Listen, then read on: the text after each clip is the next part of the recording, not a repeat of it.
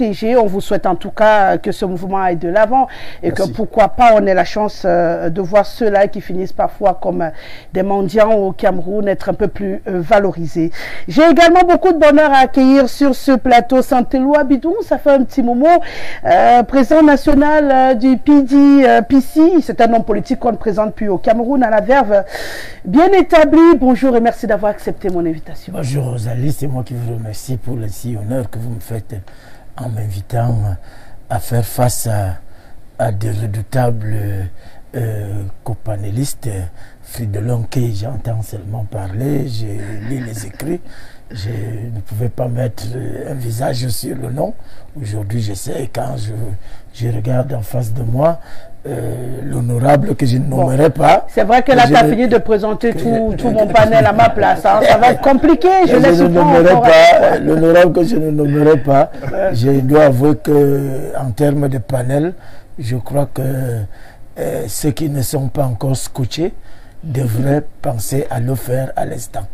Le Premier ministre, M. Saint-Éloi Bidou, vient de rétablir, on va dire ainsi, la population de la vallée d'une thème sur cette terre qui était contestée et problématique il y a quelque temps encore. On parlait d'expropriation, une actualité qui aujourd'hui, pour certains, s'avère être une fin qui était prévisible.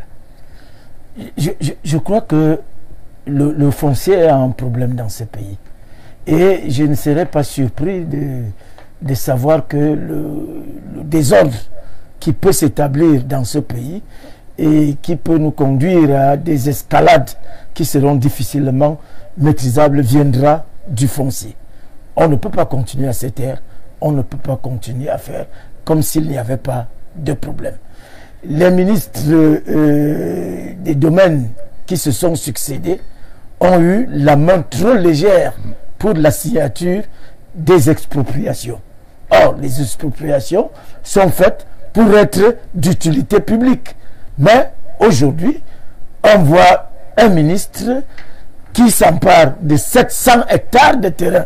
Nous avons la situation dans le Yon Mfumu en ce moment, dans le village des Foulanes, où le ministre a autorisé le délégué régional des domaines à établir un titre foncier, à inscrire au bulletin des titres fonciers, une demande directe d'immatriculation des titres fonciers, en fait, au profit d'un autre Yébé qui est son frère, qui n'est ni originaire du coin, qui n'a ni investissement, ni plan d'investissement, alors que ces parcelles de terrain sont hautement querellées et que les 3 sous-préfets qui se sont succédés ces 10 dernières années ont effectué des descentes et ont reconnu la propriété disons la propriété au sens premier du terme à une famille, à une ethnie, l'ethnie Yenano, qui se retrouve aujourd'hui dépossédée de pratiquement 700 hectares de terrain, alors que le territoire Yenano s'étend sur 19 km². Vous voyez, quand des gens arrivent de nulle part, c'est vrai que tout le monde devrait se sentir partout chez lui, mais on ne peut pas acquérir du terrain chez des gens qui n'ont aucune qualité et puis obtenir un titre foncier. J'ai dit que au risque que les populations Yénono fassent comme les populations de la vallée d'une thème, c'est-à-dire écrire au président de la République pour réparer cette injustice.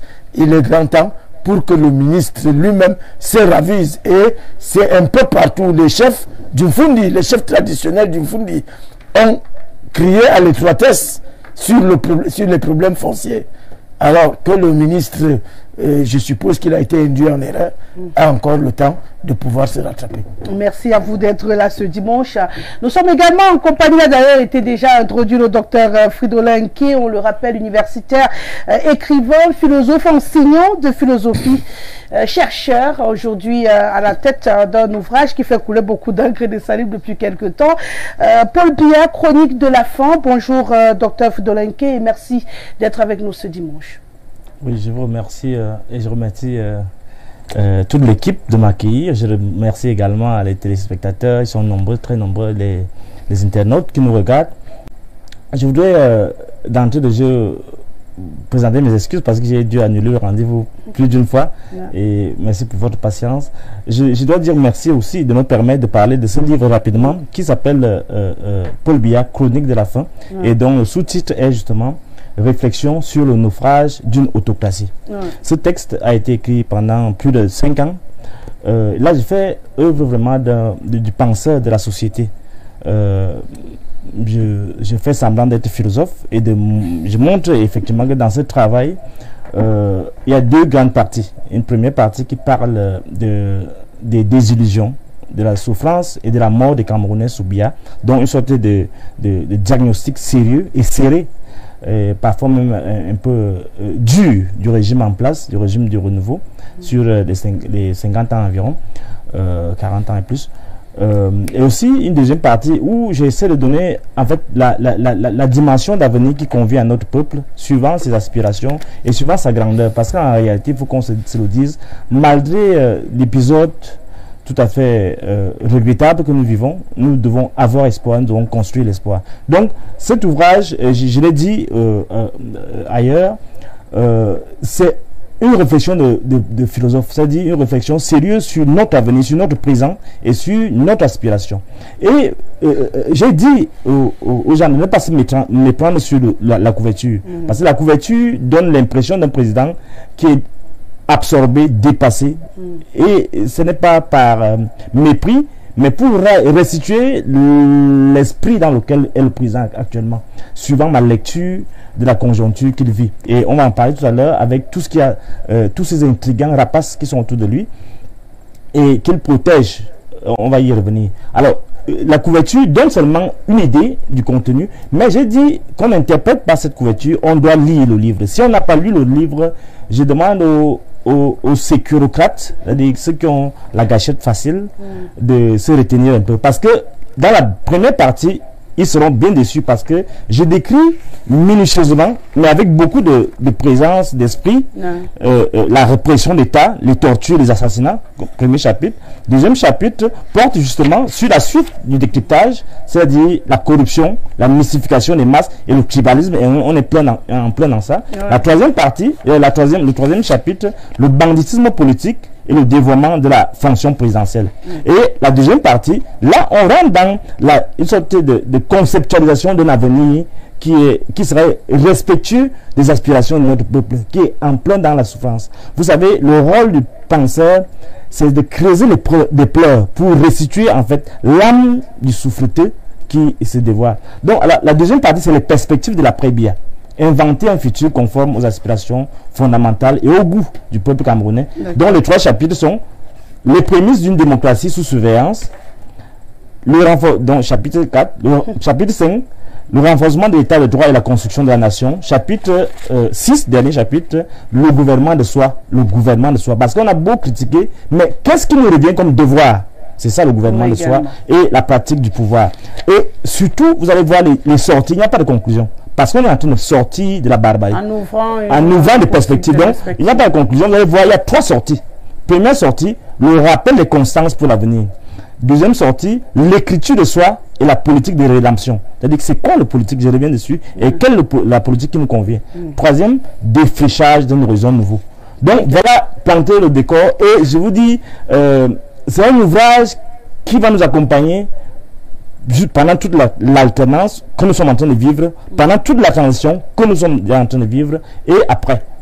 En tout cas, vous voulez justement éviter les procès d'intention pour ceux qui prendront la peine d'acquérir ce livre. Et justement, je voulais dire aux téléspectateurs et aux internautes de l'acheter. Bientôt, il sera disponible sur Amazon, mais pour le moment, là, vous devez l'acheter auprès de moi. C'est-à-dire, vous allez simplement, vous m'écrivez simplement. N'ayez pas peur, il n'y a pas de corruption chez moi. Vous m'écrivez simplement à mon WhatsApp. Et vous allez recevoir ça, quel que soit l'endroit où vous vous trouvez. Donc beaucoup de centaines de gens ont déjà quand même eu la possibilité de le lire à l'étranger. Vous avez vu les photos circuler. Bon, avec cet ouvrage. Donc les références sont sur ma page Facebook. Donc, je voulais juste... Vous voulez dire quelque chose dessus? Oui, je dis à M. Fidelin que quand on a commis une œuvre comme celle-ci, avec une photo comme celle-là, on n'a pas assez justifié. On n'a pas du tout assez justifié. Je suis en train de faire un livre qui va pratiquement dans le même sens. Paul Biya, la faillite tranquille. Et je crois que la photo qui a été choisie pour mon ouvrage, c'est avec la personnalité de l'individu et du moment. Donc, ça c'est un livre témoin. Oui, je serai le premier à sortir de cette émission, à l'acheter pour... D'ailleurs, quand on parle de lui, ce n'est pas Paul Biya, ce n'est pas Paul Biya, c'est le Cameroun. C'est le Cameroun dont on parle. Juste pour détendre l'atmosphère, hein, ils ont compris, les téléspectateurs, ce qu'ils doivent faire pour acquérir ce livre. Le temps pour nous de dire, lui aussi veut dire quelque chose. Donc, on va lui souhaiter la bienvenue tout de suite, honorable Koupit Adamou, qui nous fait le plaisir d'être des nôtres encore ce dimanche. Beaucoup de sacrifices pour être là. Je vous remercie grandement de prendre cette peine pour moi. C'est un bonheur de vous avoir. Bienvenue, honorable. Merci. Je peux dire quoi? Bonne fin de week-end. On est à la fin du week-end. Ça.